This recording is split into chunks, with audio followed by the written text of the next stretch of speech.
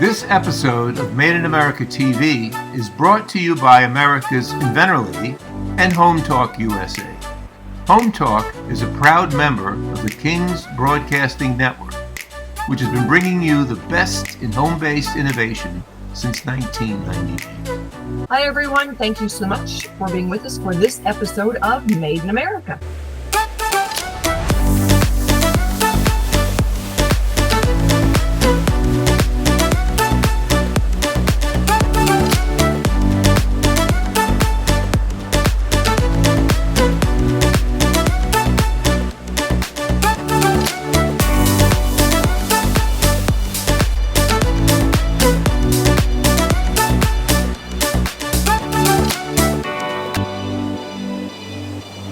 Home Talk USA on the King Broadcasting Network. I'm your host, Greg Owens, here with Rita Crompton. This is the Made in America Hour. Rita, good afternoon. Welcome. Hey, Greg. Thanks for having me. So there's a lot going on in trade and tariffs and all that these days. And I thought maybe we could have a quick conversation in this first segment and run down where we stand at this point. Well, I appreciate it because I get inventors who are asking me on a daily basis, hey, what's going on out there? And so being able to give them an update is a big deal. Well, I think it's kind of funny because you pick up the paper and you read all sorts of versions of what's going on. My personal opinion, I would just say we are in the disruption phase. Disruption after 30 to 40 years, depending on how you're keeping score, of some really bad trade deficits and bad trade deals. And you have to shake things up before you can fix them. It isn't something that you can unwind piece by piece. It would be like trying to fix the UN rule by rule. It would never work. So I believe what the president is trying to do, and I think he has a lot more support than you'd think on both sides of the aisle, is really shake it up with our friends and our foes, so that we can get things back on track. And let me just give you an example of something that's happened since we signed, the United States signed the USMCA Accords, what was it, 2-3 years ago? Part of the deal was that Mexico, I love Mexico, I lived there for a while, love the Mexicans, have nothing against Mexico, but part of the deal we struck with them is they were supposed to keep their steel exports in tons at approximately the same level that they were at that point in time. Okay, sounds fair. They're up 500%. And if somebody doesn't step in and start making noise and disrupting and challenging our friends, our neighbors, our trading partners on these things, then it's never going to change. And I think that's what's going on right now. But just sort of a rundown on what. Go ahead, Rita. I see. Well, I was just going to say, I agree. And most consumers don't realize those nuances in trade. They go to the store, they buy a product, and they don't realize that, the different, tariffs and the trading practices and how our country has really taken it in the neck when it comes to trading with our supposedly our partners, our good friends and neighbors in the world. They don't realize it. They don't realize it. As long as they can pick that product off the shelf and take it home and use it, they don't really care and pay attention to the nuances.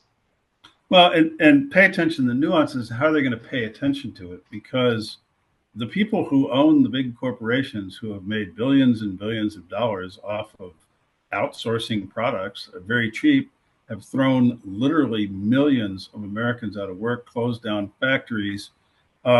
They own the media, and they're really fighting hard against this stuff. You pick up the Wall Street Journal these days, it's almost unreadable. And then I pick up other articles written by people who, they didn't know anything about the pandemic. 2 weeks later, they're writing articles about, infectious diseases and viruses and all this kind of stuff. It's the same thing with trade. I've talked to a couple of these reporters, and they don't have the slightest clue about international economics. It's actually kind of comical. It is, and it's scary because they tell us what they want us to know, not what the truth is. And if they had been reporting on this over the last 30 years, a long time ago, we would have said, wait a minute, why are we getting all these paper products from Canada? Why are we getting all of this steel from Mexico? What about our people? And they don't know. Well, and one of the first things that that they point out in a lot of these slanted articles, they're really editorialized things, is, oh my goodness, inflation, it's going to go through the moon. Well, what's happened to your property taxes? What's happened to your school taxes? Yeah. What's happened to your medical costs? A lot of these things, the town that we lived in used to have a manufacturing facility that produced $250 million a year of flatware. It was the largest flatware factory in the world. It employed 2,300 people who lived in the community, paid property taxes on high value homes. They paid sales tax at the restaurants and the grocery store where they went to. That thing's closed down. We're 67 people now. And when we bought the factory, we bought it in an arm's length transaction. We paid a little over $1 million for it. It was on the tax rolls at $28 million before we bought it. Think about the hit that little town of 2,000 people in Sherrill, New York took to their tax rolls. And guess what? The citizens that are still living there are footing that bill now. And this story repeats itself all across the United States, across the Rust Belt, these little communities that just got decimated, and they can no longer afford to fix their roads. They can't afford to do any sort of urban development. Down the East Coast, all the textile places that have gone under as a result of this. So it's time to start bringing some of that stuff back and realigning world trade in a way that makes sense for America. Yes. And so tell us, what are you seeing? I mean, are people starting to now talk about this? Have they got done doing the tisk and, oh, we're going to die, as opposed to let's rebuild? Well, the courts have got involved, and the courts once again are being weaponized in a political way. It's basically anything that the president wants to do, they're going to fight it in court. And this International Trade Court, which is very obscure, I'd never even heard of it. This International Trade Court gets involved, and they tried to tell the president that he doesn't have the authority under this IEPA ruling to do the tariffs. Well, thankfully, they appealed that, and it got put on stay. So he still does have the authority, but it could be that appeal fails, and he's going to have to go back to Congress. And what kind of a position does this put us in when we're trying to sit down and negotiate with our friends and our foes to get them to come to the table and give us a fairer deal? And it's really kind of tragic. It's kind of sad. It's being driven by the same people on Wall Street and the same people in power who are making billions of dollars off of shipping our jobs to China and other places. And it's really a tragedy. And hopefully there are enough, I believe they are, members of Congress on both sides of the aisle. This is not a typical issue in Washington. It really is an issue that is bipartisan and gets a lot of bipartisan support. So I'm hopeful that at the end of the day, they will allow the president to negotiate these deals, which he is doing, and we will end up passing it through Congress to make it more stable as the administrations change going forward. Yeah, I mean, all we can do is in the meantime show that people are manufacturing in this country, that we do have the ability to bring products back here and make them at a price that the American consumer is willing to pay for them.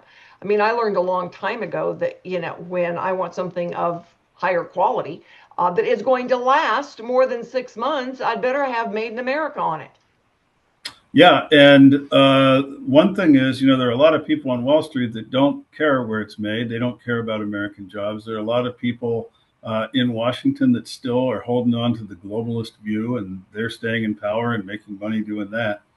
The vast majority of people on Main Street want to buy American-made products. And we've talked about it on the show before, how powerful that seal is that you can put on there, made in the USA. People love it. They want to buy it, and they're willing to pay a little bit more for it because they associate it with better quality. And like you said, things that are going to last. Yeah, absolutely. I don't need something that's less expensive if I'm going to have to replace it every 6 months.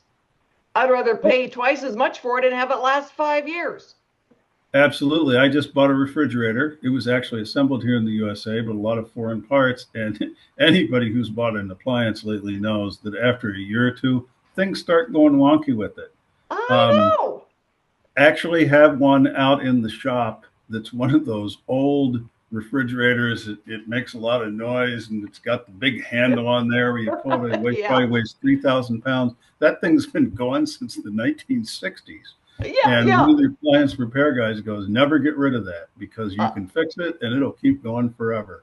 Yep, yep. You keep on fixing it, keeps on ticking. So I understand. And there's no one who appreciates that more than my father-in-law, who's in his 80s, and he holds on to a lot of different things, and he cherishes those old things in his frugal ways. And I love it. I'm that thing never goes on the fritz. I'm calling the guy. I'm getting it fixed. We're keeping it. That's right. That's right. There's a reason why you go out and you look for old parts on something, so that you can fix the one that you've still got running in the garage. All right. Well, we got to take a quick break here. We'll be right back. This is Home Talk USA, Made in America Hour here on the King Broadcasting Network. We'll be right back.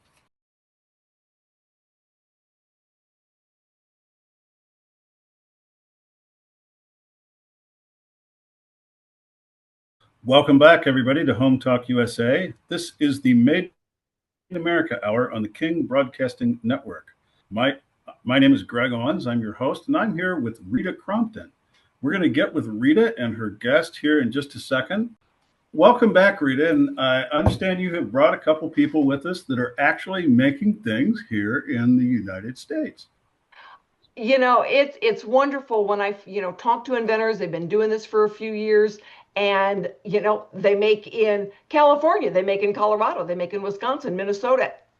There are inventors and companies right here in our own backyard, and they want to keep it here.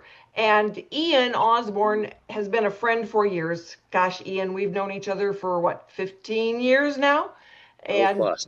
yeah, yep. So, and you have a very cool, very interesting background and a very cool product out there, and you are manufacturing here in the US. So tell our listeners a little bit about the Wild Ideas Light Company and what's the product that you are making here in the US?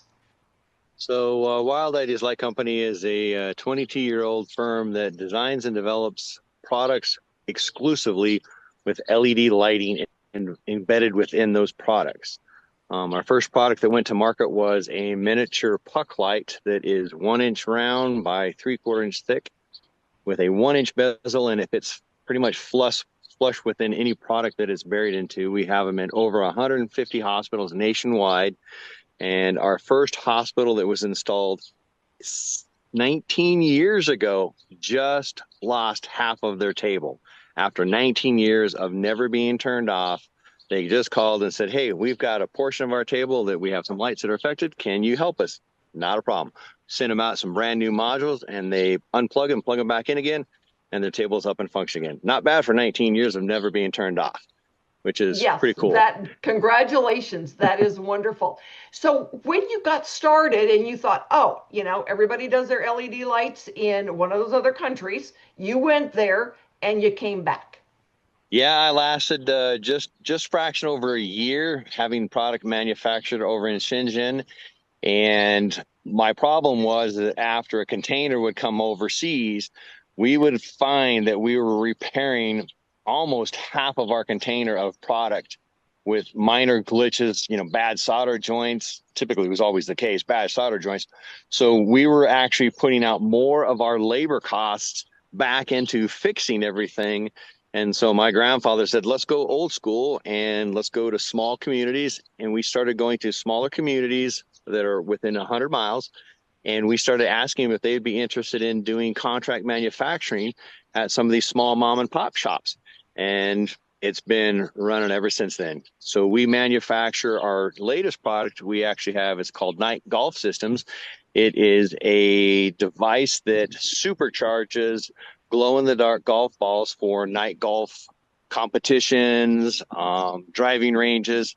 And it has just been a beautiful thing to actually watch come to fruition, where the golf ball, you throw them into the machine, and our biggest machine can can actually charge 3,000 golf balls in 90 seconds flat, all 3,000 of them, and they stay glowing for 14 hours. It is a phenomenal machine. I mean, it's just to be able, you open up the lid and you are blinded by the amount of golf balls that are basically effervescent, glowing so brightly that they look like they're moving inside the box. It's crazy process, but it's pretty neat. So, what do you tell someone then when they say, oh, if it's got an LED light in it, you have to manufacture it in China? No, we don't. And the cool thing is several of the manufacturers that are actually here in the United States, they have what they call the 51% rule. So they have certain parts of the LED manufactured overseas, and then the remaining 51% of the packaging and the actual die process of how the LED goes together gets made here. So even our products are being manufactured, our pieces and parts are mostly being manufactured in the United States as well. So I take pride in having that relationship with the LED manufacturer that we can actually do that. So I don't blame you. You should, because we hear the default for the last, Greg? The default for the last 20 years is, oh, you got to manufacture in China. Well, you don't. Yeah, for the last 20 years, it's really been a race to the bottom. And especially if you go through mainstream retail, if you're selling things at Walmart, they're just going to find the cheapest place in the world to make it. And that's probably not here in the United States. But like we were talking about in the last segment, and like you were talking about, Ian, quality is a completely different thing, right? Oh, it is. We've had a couple products over the years that were client-based, where the client pays us to actually design and manufacture the product. And they came back and said, oh, well, we're not making enough money. And it's like, well, it's made in America. You have to make the choice. Do you want it made overseas and get a bigger price point? Or do you want to make a product that says made in America? And the client actually said, no, I want more money. So we actually made the product overseas. That lasted 8 months. And although he was making more money, he fell back into the same problem where almost 50% of the product that was coming over was not working properly, or it would fail within the first couple of days of use of what they were using. So they're like, okay, we have to go back to Make in America. It's a lesson learned. And it's hard because even today with all the tariffs, now I don't have to worry about any of those tariffs processes because I'm making everything here.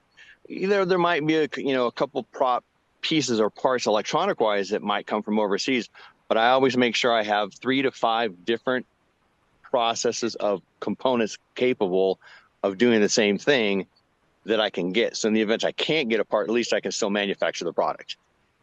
Yeah, that's part of the disruption that we were talking about, and it is unfortunate for a lot of people that you're not necessarily in this boat, but some people are manufacturing here in the United States with globally sourced parts, and they're going to have a challenge resourcing them. But I think one of the reasons that this whole process is being drug out is simply they're trying to give people a chance to locate things in other countries and have options.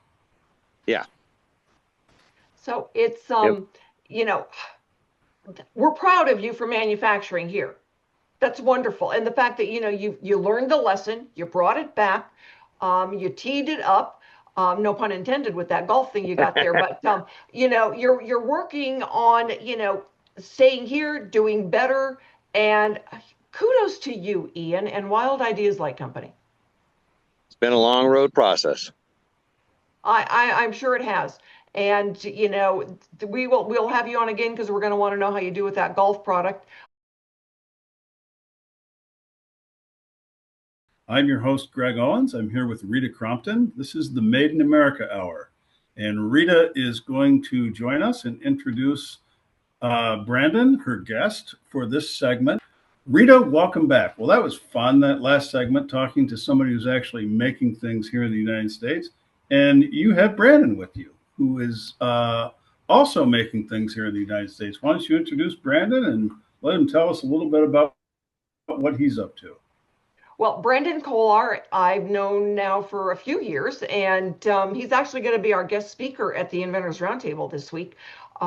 because he does more than just invent and talk about inventing and make his product in the garage. So, for those inventors that are, early on, just getting started, there are ways to do it made in America style. And so, Brandon, thanks so much for being with us this afternoon. Tell our listeners what you invented. So sure, Rita, thanks for having me on. Good to meet you, Greg. So my name is Brandon Kollar. I started an invention company when I was launching a product. And so I made an AR parts holding template, which helps people put together AR rifles. And I made it out of wood.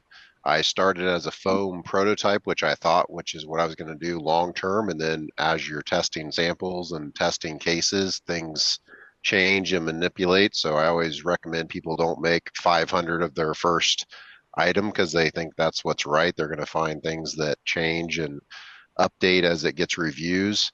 And so I've continued to make my product, and I've sold over 3,000 of them in stores. I'm in multiple websites. And then recently my marketing exclusive contract was up. So I'm actually going after more licensing deals with my product being more open on the market now, and then always going to different trade shows and gun shows and shops trying to promote my product because that's the niche that it's in. Well, I think it's really interesting that you're in 52 stores and you make these yourself.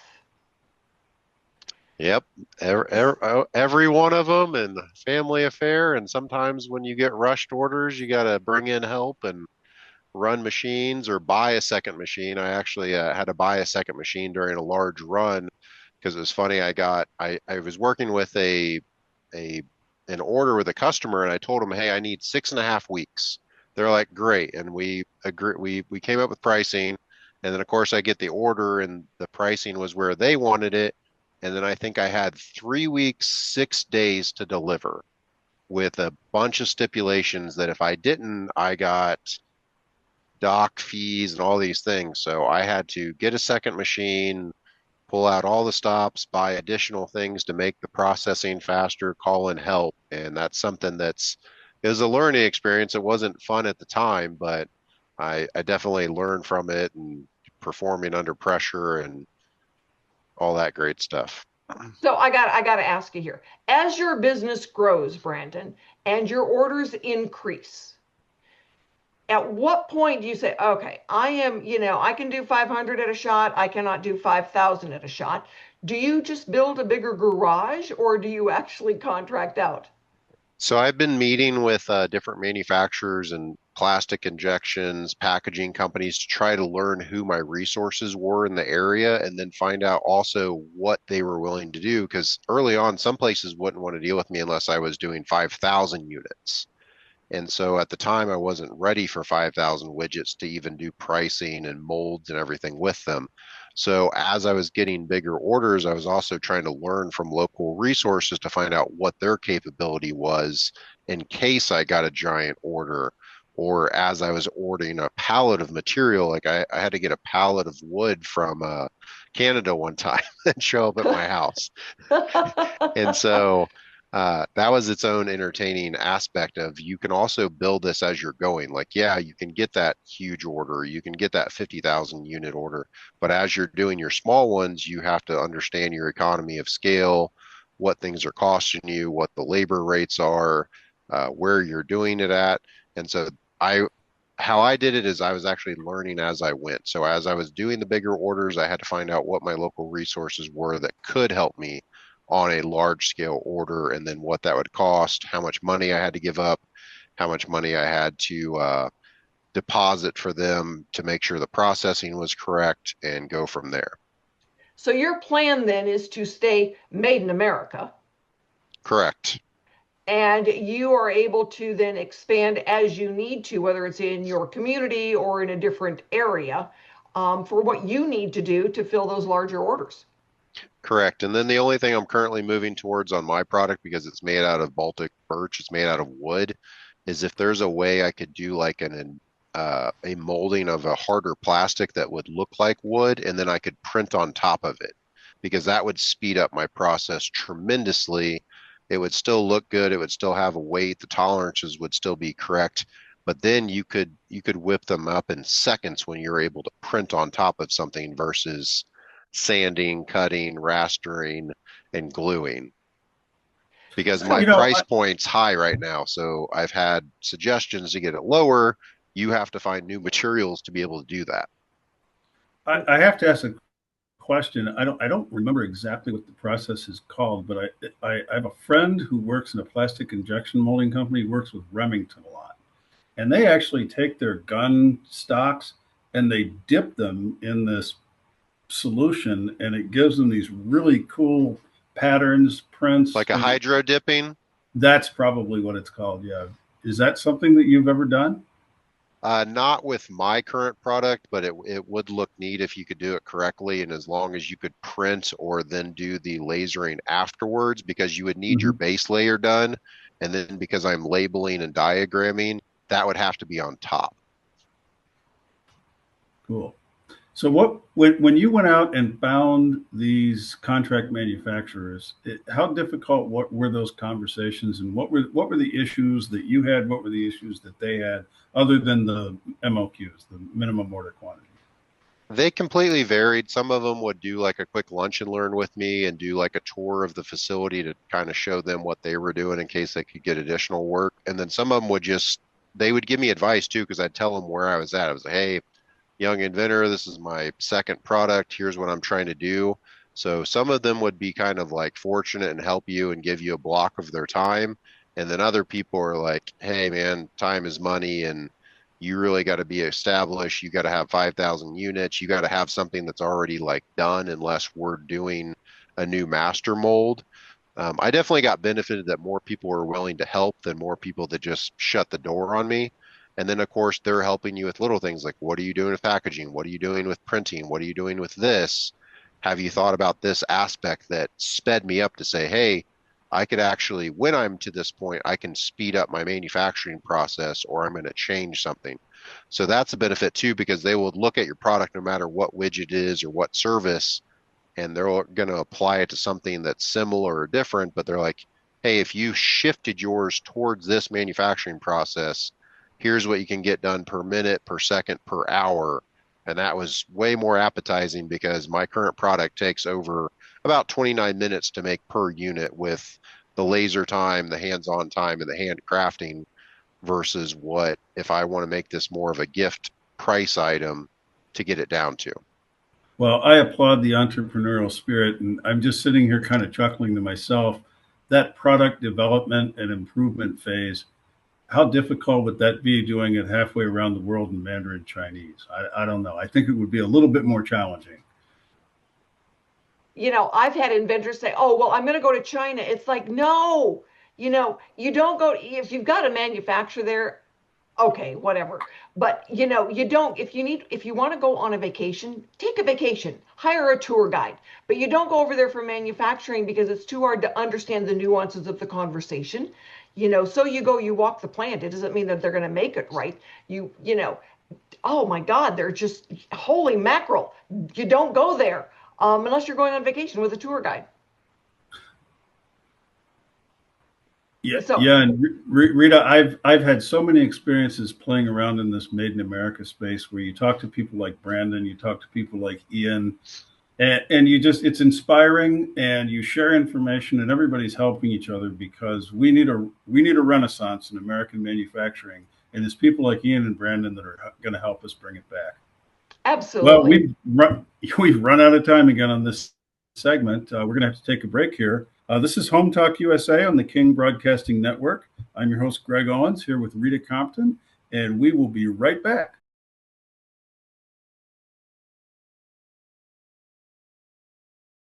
Thank you so much for being with us. And what we're looking at, is just how we get products that are made in America into the American consumers' hands. And we want to really be able to talk to Stephanie about the categories of ASD Market Week that are for Made in America products. Stephanie, how long has, ASD Market Week been doing a Made in America segment? I mean, this economy really started shifting in about 2010.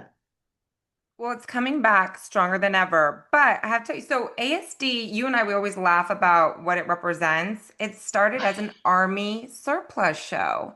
And so Really? back in the day, 70 years ago, Fletcher hat, it was a whole different kind of scene than it is today. So for us, our team, we really want to encourage those that have American made product to come to the show because now more than ever, buyers are looking to incorporate it with their stores. They're proud about it. They want it. They want to try it out. And we only have a very small sample portion for the upcoming August show. So I think for March, you're going to see a transition and we encourage it. We want it and we're ready to support it every way that we can. Well, ASD, Affordable Shopping Destination, and we were going to, kind of try to wiggle our way with that to say America stands determined. Yeah. But however you want to look at it, the idea is there is, a category there for the Made in America. And so, what are some of the products that you're seeing that are being shown that are made in America? So you have a lot of like the beauty type of portion stuff where it's locally made, like the Naked Bee, and that's homegrown honey, right? That they're infusing and you can put it on your lips and stuff like that. We have private beauty called Blanca. They do their own portion within the US.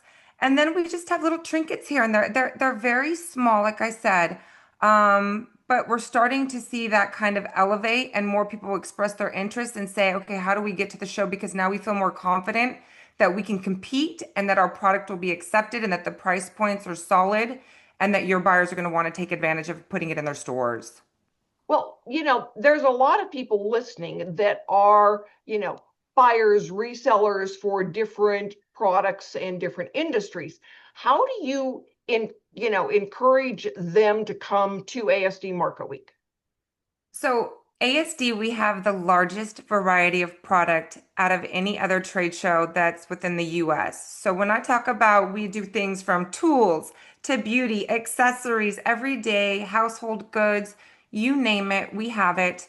So I would encourage them and just say again, disruption breeds opportunity. And right now what we're seeing is that with the tariffs that you guys were talking about before and everything, people need solutions. And so if you have product readily available in the US that is new, exciting, benefits buyers, they're going to be interested. Well, and America does consume, and we like to have a better product. There's a big difference between, what used to be made, that was all full of dyes, and now we're pushing to get rid of all the dyes in the food. So there'll be new food products. There's more eco-friendly products. And one of the things we look at, things that are, the packaging, is it eco-friendly? Is the distribution in the United States? And yes, I mean, it's so cool because, you've got Packwell Manufacturing in California. They make all their packaging in the United States. It's all made in America, and they do all the fulfillment. So when you deal with something that, is right here, you can actually, when you're paying attention, you can find all of it being made in America. And there's a community aspect. I think that that's something that's really relevant in today's consumers. They want to make sure that whatever they're supporting with their hard-earned money, that it's going back to support the community that they live in. So I think it's just getting more acceptable of, okay, I'll spend a couple more dollars on this. The quality is good and it's going to go back and it's going to make sure that the people that I love that are in this space are going to benefit in some way. So it's a great trend. I love seeing it. I think it's 2026 and 2027. It's just going to continue. Well, that quality, so much of it, over the last few years has been price. I want a better price. I want a better price. And then we spent a few years with really bad quality. It was like everything was manufactured to be obsolete. And now we're swinging back. The pendulum is swinging back the other way. We want products that are going to last. We want them to do what they're supposed to do. We want the sizes to be sized right. Yeah. If you say it's coming from China, okay, pick 2 sizes bigger because now the reality check is, everybody's little over there. And, it's been interesting. It's been interesting and an interesting journey to see things starting to shift. It is, but again, I think it's been needed. And wow, what a great, for if you're an entrepreneur and you've got ideas and you can execute, and it doesn't have to be fully 100% there, just get it in a good space that you can communicate and show it in person. And I promise you, you're going to just be able to see so many doors open because at this point, people are willing to take a better look at it. I agree with you. And, ASD is one of the interesting shows that you can actually sell to an individual. So it's a business to business show, but consumers can come in and they can buy one-ons. If they say, oh, this one's really, I want this one in my, my kitchen. I want this one in, my bedroom. But I'm not going to buy 20. Yeah, business to business is what we're all about, order writing. And again, they come with that intent. And we've got a very inclusive community. So there's a lot of mom and pop stores that are from all over the US and they're just looking for cool stuff to put on those shelves. And it's pretty cool. So we do enjoy being there, and you guys are wonderful to us, and we see everything that you are doing then for all of the exhibitors. It really is, it's like going home, really, for everybody. They've been there before, they've been there for years. Everybody is very interactive. Oh, we hug, we say hello, and where have you been? Or welcome to the crew.